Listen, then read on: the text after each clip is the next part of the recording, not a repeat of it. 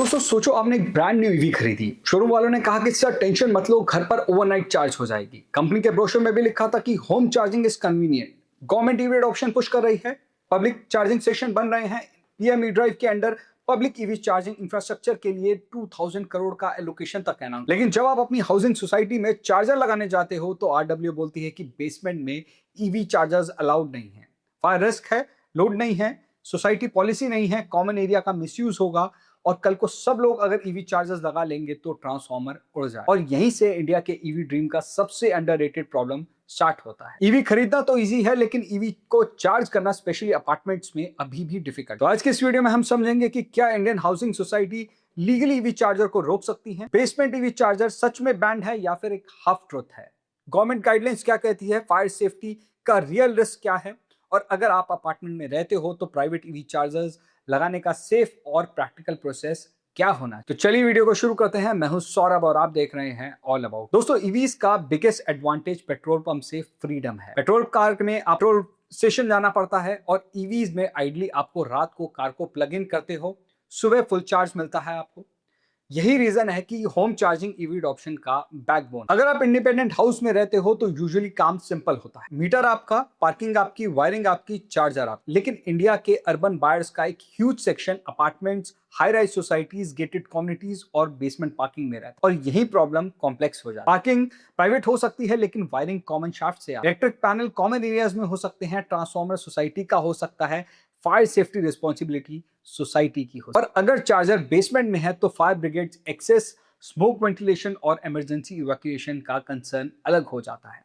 इसलिए आरडब्ल्यू का concern completely fake नहीं है, बट प्रॉब्लम तब स्टार्ट होती है जब सेफ्टी के नाम पर ब्लैंकेट बैन लगा दिया जाता है। अब बात करते हैं दोस्तों कि सोसाइटीज ईवी चार्जर्स को क्यों रोक रही है। मोस्ट आरडब्ल्यूएस का ऑब्जेक्शन 5 कैटेगरीज में आता है। पहला, फायर रिस्क। सोसाइटी का पहला आर्गुमेंट होता है ईवी बैटरी फायर हो गई तो बेसमेंट में स्मोक और हीट ट्रैप हो जाए। कंसर्न वैलिड है लेकिन इसका सॉल्यूशन ब्लैंकेट बैन नहीं है। Certified charger, proper wiring, earthing, MCB, RCCB protection, ventilation और इमरजेंसी प्लान। दूसरा कंसर्न की अगर बात करें तो वो है इलेक्ट्रिसिटी लोड। एक 7.2 किलोवाट एसी चार्जर रफली अराउंड एक पावरफुल एसी लोड जैसा बिहेव करता है। अगर 20 से 30 कार्स एक साथ चार्ज होने लगी तो सोसाइटी ट्रांसफार्मर, एलटी पैनल और केबल साइजिंग पर लोड आ सकता है। यहां solution smart load management, sanction load augmentation और शेड्यूल चार्जिंग। तीसरा कंसर्न है कॉमन एरिया डिस्प्यूट। आरडब्ल्यू बोलती है वायर कॉमन एरिया से आएगी, डक्ट यूज होगा, वॉल ड्रिलिंग होगा, कल को बाकी लोग भी डिमांड करने लगेंगे तो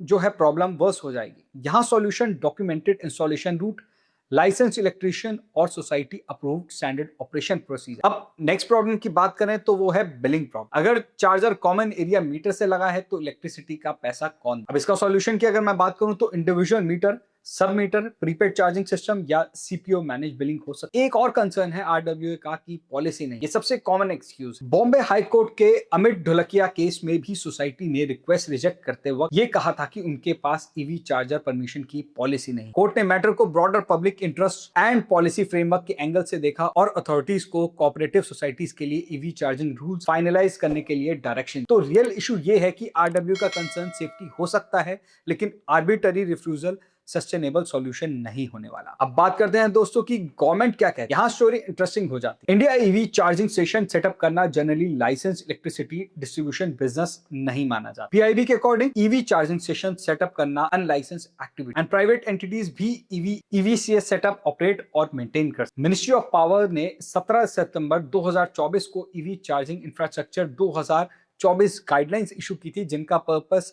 कनेक्टेड, इंटरऑपरेबल और safe EV charging network create करना था। ब्यूरो ऑफ एनर्जी एफिशिएंसी या बीईई मिनिस्ट्री ऑफ पावर के under EV public charging station infrastructure के लिए सेंट्रल नोडल एजेंसी नॉमिनेटेड और स्टेट गवर्नमेंट ने स्टेट नोडल एजेंसीज को अपॉइंट भी किया है। एमओएचयू ने मॉडल बिल्डिंग बायलॉज में ईवी चार्जिंग इंफ्रास्ट्रक्चर का प्रोविजन ऐड किया था जिसमें बिल्डिंग प्रेमाइसेस का टोटल पार्किंग कैपेसिटी का 20% ईवी चार्जिंग रेडी एज्यूम किया था। मतलब पॉलिसी डायरेक्शन क्लियर है। India wants EV charging infrastructure inside building, not only outside on highways. लेकिन पॉलिसी का इंप्लीमेंटेशन सोसाइटी लेवल पर वीक है।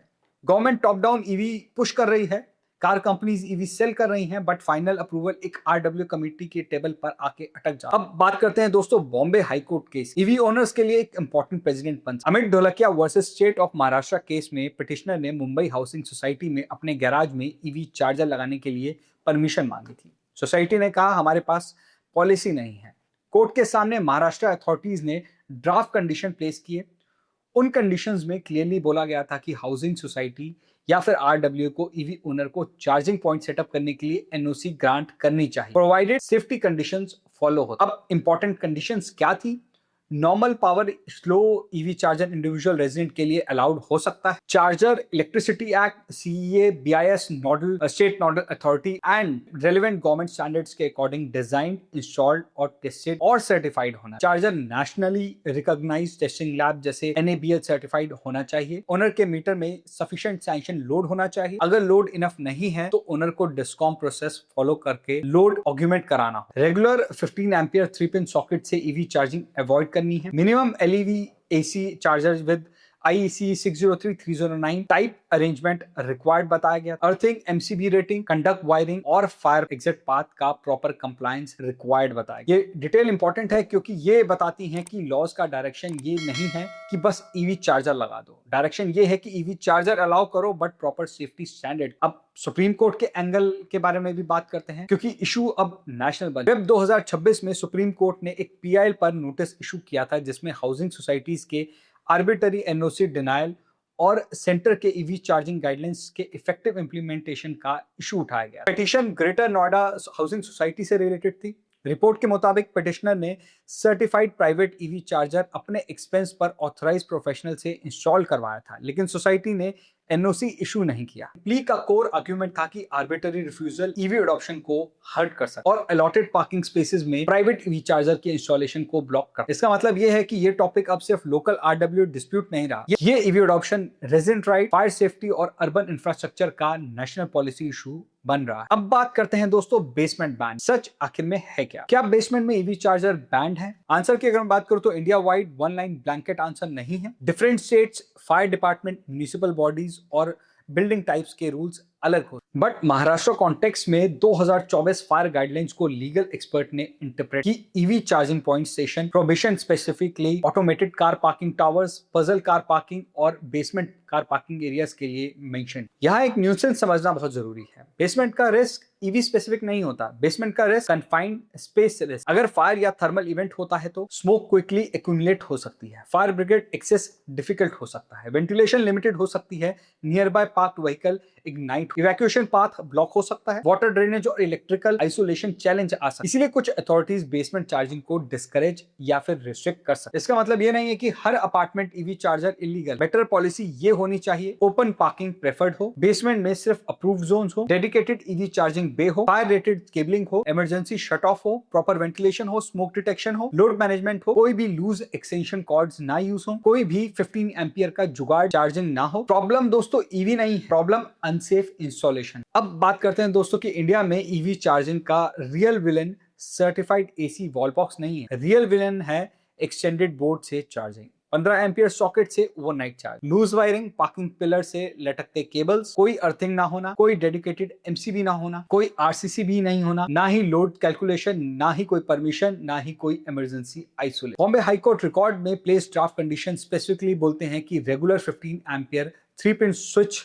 सॉकेट से ईवी चार्जिंग नहीं होनी चाहिए और वायरिंग कंडक्ट कंसील्ड होनी चाहिए। Cable fire path, exist, gas lines या सर्विस पाइपलाइन के साथ नहीं ले जानी चाहिए। तो अगर आरडब्ल्यूए जेन्युइनली सेफ्टी इन्फोर्स कर रही है तो वो एक अच्छी बात, लेकिन अगर आरडब्ल्यूए सर्टिफाइड चार्जर को भी ब्लॉक कर रही है बस ईवी डेंजरस बोलकर, तो वो एक प्रॉब्लम। अब बात करते हैं दोस्तों कि बीइंग एन ओनर आपको क्या करना है। अगर आप अपार्टमेंट में ईवी चार्जर लगवाना चाहते हो तो इमोशनल आर्ग्यूमेंट मत करो, प्रोफेशनल फाइल बनाओ, सोसाइटी को ये डॉक्यूमेंट सबमिट करो जिसमें सर्टिफाइड चार्जर स्पेसिफिकेशन हो, लाइसेंस इलेक्ट्रिकल कॉन्ट्रैक्टर का इंस्टॉलेशन प्लान हो, वायरिंग रूट ड्राइंग हो, सैंक्शन लोड प्रूफ हो, एग्जिस्टिंग मीटर का लोड कैलकुलेशन हो, MCB, RCCB earthing protection details हो, फायर सेफ्टी कंप्लायंस नोट हो, discom requirement if a separate meter और लोड एनहांसमेंट इज नीडेड तो वो हो undertaking that common area obstruction नहीं होगा, मेंटेनेंस की रिस्पॉन्सिबिलिटी आप लेंगे। उस केस में आप सोसाइटी को एक लाइन बोल सकते हो कि मैं चार्जर लगाने की परमिशन कैजुअली नहीं मांग रहा,